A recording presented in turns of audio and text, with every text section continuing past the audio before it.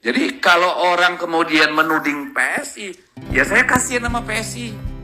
PSI-nya anak-anak dugem kok bisa mainin pemilu dari mana? Tentu ada kekuatan lain. Jadi kalau orang kemudian menuding PSI, ya saya kasihan sama PSI. PSI-nya anak-anak dugem kok bisa mainin pemilu dari mana? Tentu ada kekuatan lain. Walah, ternyata PSI adalah partai anak-anak dugem yang hanya bisa kongko-kongko, yang hanya bisa disco. Mana mungkin PSI bisa mainin pemilu? Pasti ada orang kuat di belakangnya semua itu. Izin ngakak PSI. Wahahaha. Wahahaha. Assalamualaikum warahmatullahi wabarakatuh. Bertemu kembali dengan Kang Zen di Indonesia Radio. Para sobat, ada video yang sangat menarik. Ya, Deddy Sitorus tahu aja nih orang. Buka rahasia banget nih Deddy Sitorus. Ya, Deddy mengatakan bahwa PSI adalah partainya anak-anak dugem yang hanya bisa kongko-kongko. Mana ngerti urusan penggelembungan suara. Mana ngerti bisa mainin angka-angka di Sirekap. Yang lebih berbahaya adalah siapa di belakang PSI. Yang aneh para sobat, ketika lihat nih orang PSI ini, ketika dibilang PSI hanya partai anak-anak dugem, dia hanya nyengir dia. Lihat, hanya nyengir saja. Jangan-jangan dia mengiyakan kalau kualitas PSI hanyalah kumpulan dari orang-orang yang suka dugem. Dugem itu dunia gemerlap, disco-disco, kongko-kongko, joget-joget. Ya itulah yang ada di dalam PSI. Lihat, admin salut dengan keterus-terangan dari Deddy Sitorus dari PDIP. Sepertinya apa yang diucapkan oleh Deddy Sitorus ini mewakili ucapan sebagian besar rakyat Indonesia. Ya, partai yang diisi hanya katanya tanda petik anak-anak muda, tapi sayangnya bukan anak-anak muda yang berprestasi, tapi anak-anak muda model yang suka dugem, yang suka disco, yang suka kongko-kongko di malam hari. No prestasi, hanya bermodalkan dugem dunia gemerlap. Jadi kalau orang kemudian menuding PSI, ya saya kasihan sama PSI. PSI-nya anak-anak dugem kok bisa mainin pemilu dari mana? Awalnya Deddy Sitorus ini memuji-muji PSI. Saya kasihan dengan PSI. Ya, dia memuji PSI lalu ngebleke. Langsung blek. Saya kasihan dengan anak-anak PSI.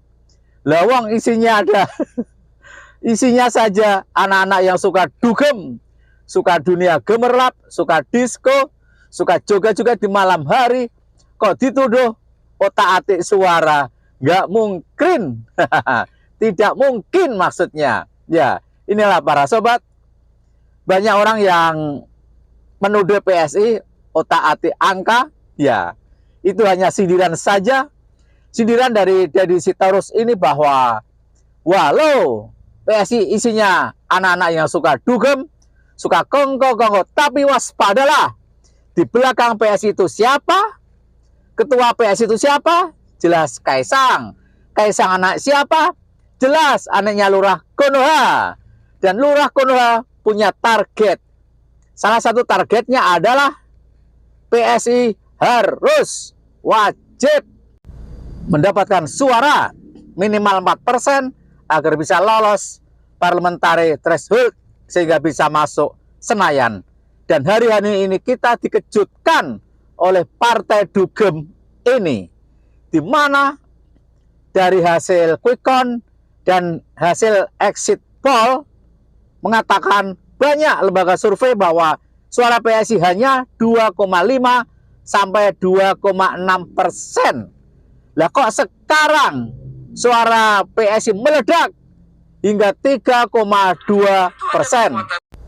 Secara halus, Deddy Sitorus ini menyindir PSI. Jangan salahkan PSI. PSI itu partainya anak-anak yang suka dugem. Mana mungkin urusan dugem kok bisa mengotak-atik suara. Yang harus diwaspadai ialah bapaknya PSI. Tentu ada kekuatan lain di luar PSI yang beroperasi dong. Iya toh?